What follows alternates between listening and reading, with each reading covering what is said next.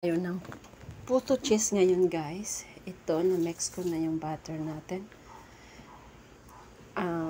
Madali ang paggawa ng puto cheese. Bali, nilagay ko dito gatas, itlog, all-purpose flour, pwede din cake flour, saka butter. Tapos, kailangan mo pala guys, pag na-mix yung mga ingredients, i-rest nyo siya ng 15 minutes bago isalang para mag-alsa siya.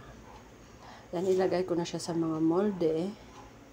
Mga 3/4 lang yung ibuhos nyo guys para pag nag-alsa siya, hindi masyado umapaw. Tama lang yung size niya. 3/4 cup ng moldihan. Ayan siya kadami. Tapos lagyan natin ng cheese. Topping niya is cheese. Ang ginawa natin niya guys, pakulo ng tubig. Pag nakulo na yung tubig, saka natin isalang itong puto. Iluluto natin siya within 10 minutes to 12 minutes. Ayan guys, ready na siya. Ganyan yung pag-alsa niya guys. Galing.